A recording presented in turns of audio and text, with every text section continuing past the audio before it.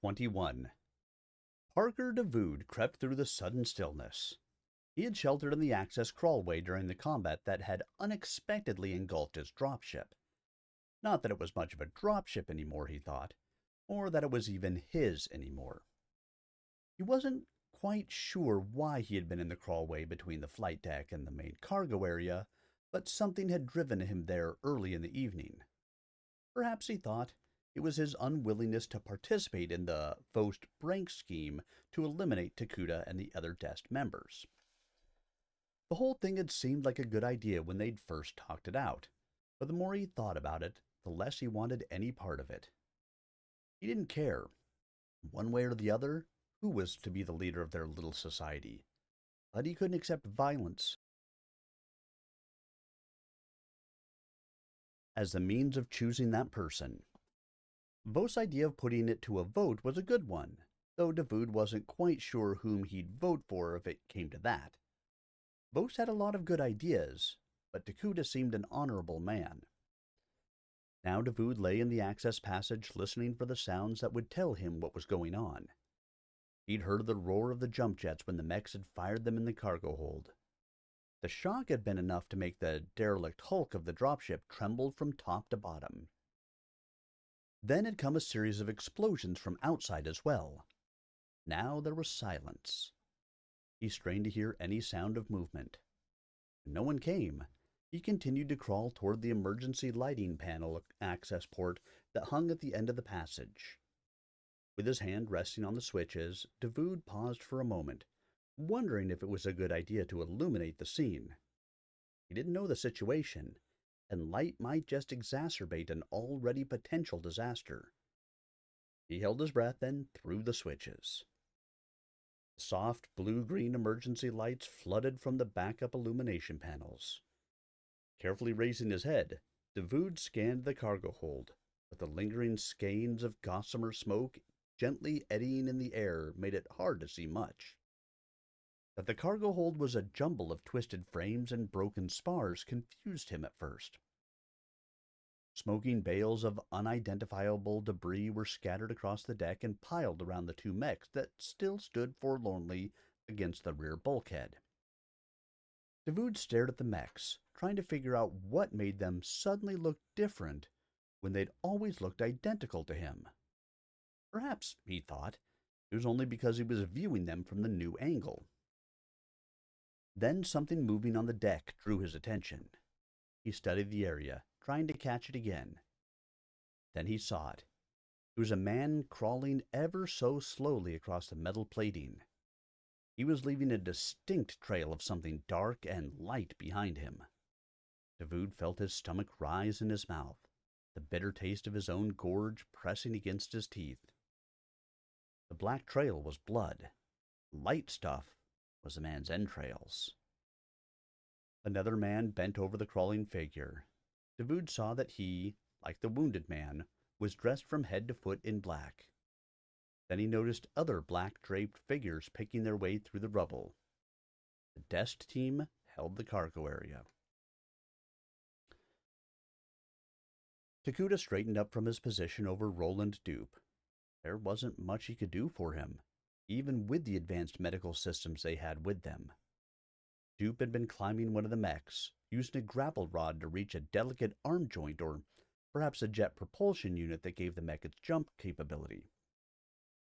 But the mech had made its move before the Dest commando could plant his explosive charges. It had been a brave but foolhardy move on the part of Dupe, yet just the sort of action the man would try. All Takuda could do now was to make him as comfortable as possible. He searched for the wounded man's personal medikit, which was normally strapped to the calf of a Dest member's inside right leg. But Takuda found no right leg, at least nothing where the medkit should have been. He would have searched the other leg, but it too was gone below the knee. Roland Dupe squirmed on toward the opening in the hull of the dropship, but Takuda reached down and restrained him. "It's all right, Dupe. You're safe here." Dupe rolled over onto his back and stared blankly at his commander. Takuda could see the effort as he tried to focus. The man's eyes cleared, and he looked up into those of Takuda kneeling beside him. He reached up and grasped the collar of the black battlesuit. I'm done, he gasped. Isn't that the way it always is for me? I was just doing my job, and the others didn't help. I'm always the one who gets it in the shorts. Griping to the last, thought Takuda. Yes, he mused, Roland Dupe was done. There was nothing anyone here could do for him. You did well, he said. No one could have done better. Dupe shuddered as a wave of pain swept over him. Takuda could see the wounds were not restrained and restricted to his legs alone. The man had been gutted like a perch, split from crotch to chin. His whole interior was pouring from what was left of his battlesuit. The dying man put both hands on the collar of his commander. Finish me, he gasped. Finish me. He fell back against the metallic plating of the deck. Takuda rose and stared, unseeing, at the fallen soldier. There was nothing he could do to help him, nothing he could do to ease the pain. He had syringes of anesthesia in his own med kit, but there was not enough painkiller in all of Dest to alleviate what Dupe was feeling. The wretched, twisted face looked up at him, the eyes silent and imploring. Without seeing, without even being fully aware of what he was doing, Takuda drew the needier pistol from the holster at the small of his back. Almost in slow motion, he brought the weapon around and pointed it into the face of the wounded man. He could not fire. Dupe was lying on the plates, his back arched in pain, his eyes closed. Then the eyes of the wounded man popped open and he saw his fate above him. For an instant, he stared at the pistol, knew what was about to happen. A look of fear spread over the grimace of pain. Then he relaxed and looked into the face of his commander. Dupe smiled and nodded. Takuda squeezed the trigger, firing the entire clip. Takuda stood for a moment at the side of the dead man. Around him was the chaos of a battle won, or at least a battle not lost. Two of the mechs had escaped, but the two light locusts were still in the cargo hold. His team had been hit hard, though. With Dupe now dead at his feet, that was 3 Dest members gone. Saitan Yura had died at the mouth of the cargo hold, taking a shot from a heavy slug pistol through the face. And Oite Inaduma had made 1 heroic charge too many with his anti-tank weapon. While rising, the lamb had hit the man with a random shot as he climbed out of the melee. And now Dupe was gone too. The wounded, including Takuda himself, would have to be attended to. The weight of leadership heavy on his shoulders, he holstered the pistol and moved away. The Dest team, the surviving mercenary techs, and the 2 remaining crew members from the ships spent a night filled with tension, fear, and small alarms. They all expected the mercenary mechs to return to finish the job. There were 2 battle mechs still within the cargo hold, as well as the few remaining technicians who had failed or chosen not to flee when the others had made their break for freedom. With the heavy weapons section reduced, the defense against a mech attack would have been desperate at best. But the mechs never came. There was also the hovering presence of the Tatate, who the Dest members now had the time to discover lingering in the fringes of the heavy woods. There was no way of telling if they were hostile, friendly, or just observers, only that they were there. Takuda decided to keep a watch on them, but to do nothing that would precipitate any kind of action.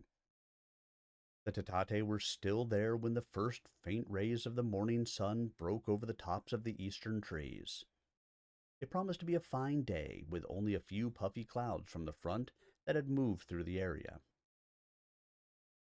In full daylight, the situation was further revealed.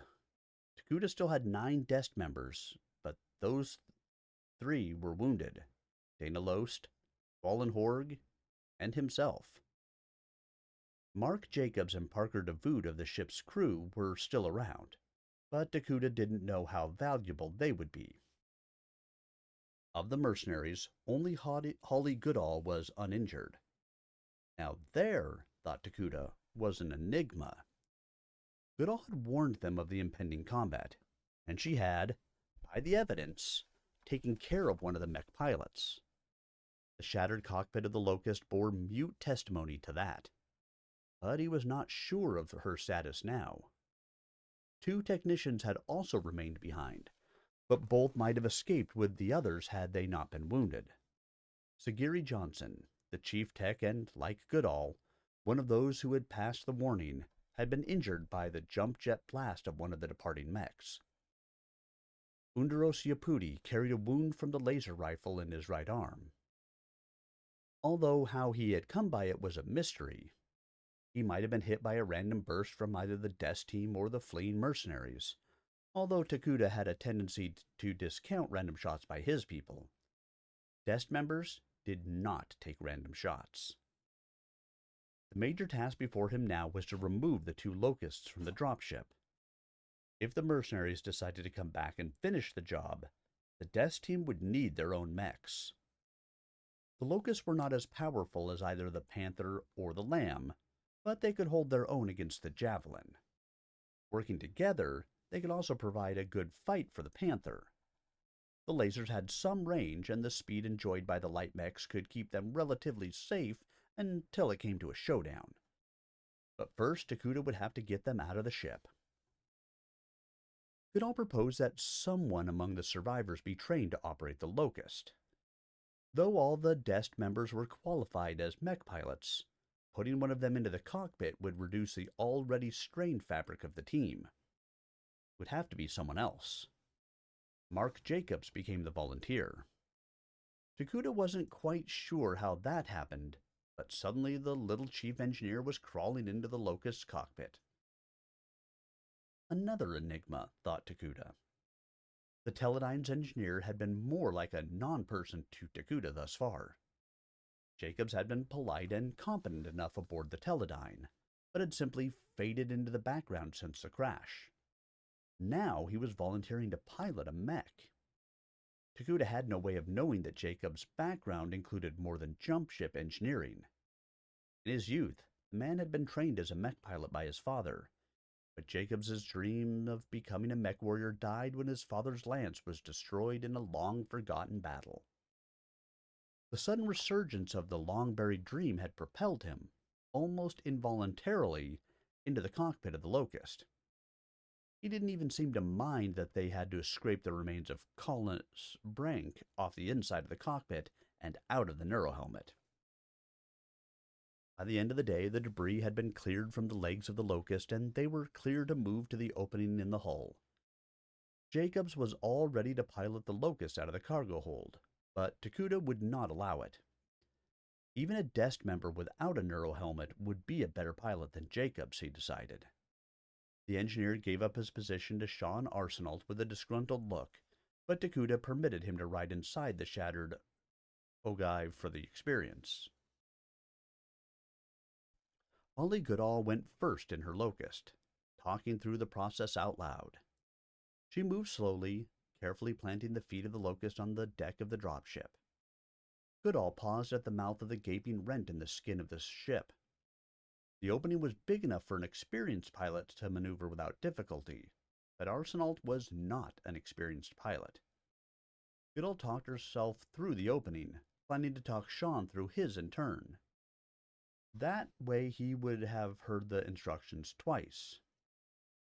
Goodall stepped through just as the last rays of the setting sun struck the top of the dropship. She turned to face the opening as she began the instructions. With her face toward the dropship and her back to the woods, she didn't see the Tatate emerging from the forest.